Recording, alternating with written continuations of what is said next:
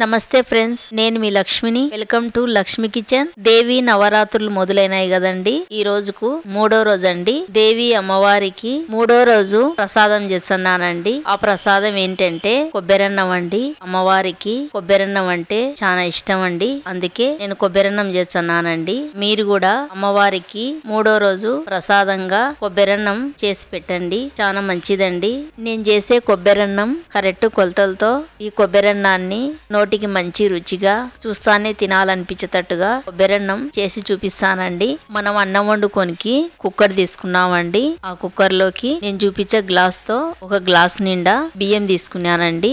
ఈ బియ్యము కొలతల ప్రకారం అయితే గనుక 300 గ్రాములు ఉన్నాయండి. ఈ బియ్యం కుక్కర్ లో వేసుకొని 2-3 సార్లు బాగా కడుగుదామండి. కడిగిన తర్వాత ఒక గ్లాస్ రైస్ కు 1.5 గ్లాసు వాటర్ వేసుకున్నానండి. నేను తీసుకునే బియ్యము కొత్త బియ్యం అండి. వాటర్ తక్కువ పడతాయి. పాత బియ్యం అయితే గినక 2 గ్లాసులు వాటర్ వేసుకుంటే కరెక్ట్ గా సరిపోతాదండి. కుక్కర్ మూతకు లబ్బర్ పెట్టుకొని విజిల్ పెట్టుకొని ముందుగా గ్యాస్ ఆన్ చేసుకొని స్టవ్ మీద కుక్కర్ పెట్టుకున్నామండి. పెట్టుకున్న తర్వాత 3 విజిల్ వచ్చేంత వరకు అన్నాన్ని ఉడికించుకున్నామండి. 3 విజిల్ల తర్వాత కుక్కర్ మూత తీసి చూపిస్తానండి. చూడండి, అన్నము ఎంత పొడి పొడిగందో. మెత్తగా అయితే లేదండి. మెత్తగా అయితే గినక అన్నము ముద్ద ముద్దలాగా ఉంటదండి.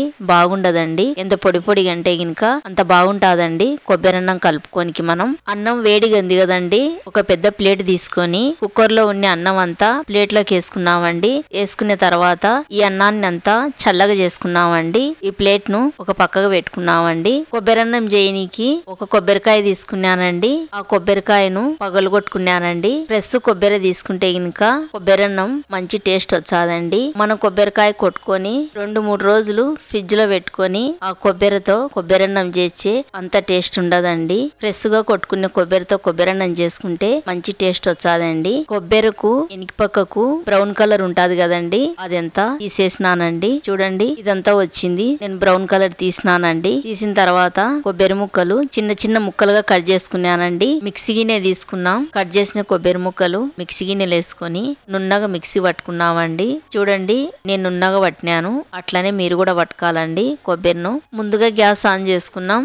ఆన్ చేసుకున్న తర్వాత బాండిల్ని పెట్టుకున్నామండి. బాండిల్లోకి 2 స్పూన్ల ఆయిల్ వేసుకున్నాం. ఆయిల్ వేడెక్కినాక 2 స్పూన్ల బుడ్డపప్పులు వేసుకున్నాం. బుడ్డపప్పులను నిదానంగా సగం వరకు ఫ్రై చేసుకున్నామండి. బుడ్డపప్పులు సగం ఫ్రై అయినాక కొన్ని జీడిపప్పులు వేసుకొని జీడిపప్పులను బుడ్డపప్పులను నిదానంగా చిన్న మంట పెట్టుకొని మాడిపోకుండా ఫ్రై చేసుకున్నామండి. చూడండి, బుడ్డపప్పులు జీడిపప్పులు బాగా ఫ్రై అయినాయి. ఇవన్నీ ఒక గిన్నెలోకి తీసుకున్నాం. తీసుకున్న తర్వాత అదే బాండీల్లోకి 1 స్పూన్ శనగపప్పు వేసుకున్నాం. 1 స్పూన్ జీలకర్ర వేసుకున్నాం. 1 స్పూన్ మినపప్పు వేసుకున్నాం. 1 స్పూన్ ఆవాలు వేసుకున్నాం. ఇవన్నీ కొంచెం ఫ్రై అయినాక 2 ఎండుమిరపకాయలు వేసుకుందాం.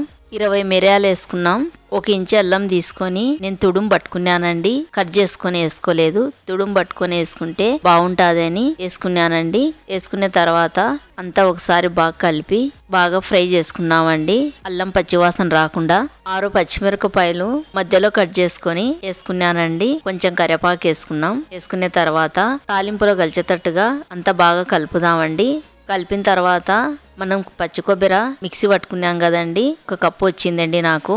1 కొబ్బరి చిప్ అంతా ఫుల్లుగా తీసుకొని మిక్సీ పట్టుకుంటే 1 కప్పు నిండి వచ్చిందండి. ఆ కొబ్బరి వేసుకున్నామండి. వేసుకున్న తర్వాత కొబ్బరి తాలింపులో కలిసేటట్టుగా బాగా కలిపి 1 నిమిషం సేపు కొబ్బరిను ఫ్రై చేసుకున్నామండి. 1 నిమిషం తర్వాత ఒక ప్లేట్లో వేసుకొని అన్నం చల్లగా చేసుకున్నాం కదండి. ఆ అన్నాన్ని వేసుకున్నామండి. ఫ్రై చేసుకునే బుడ్డపప్పులు జీడిపప్పులు అవి కూడా వేసుకున్నామండి. 1 స్పూన్ సాల్ట్ వేసుకున్నాం. వేసుకున్న తర్వాత నిదానంగా సాల్ట్ బుడ్డపప్పులు జీడిపప్పులు తాలింపు అన్ని కలిసేటట్టుగా అడుగు నుంచి నిదానంగా బాగా కలుపుదామండి. అన్నాన్ని బాగా కలిపినానండి.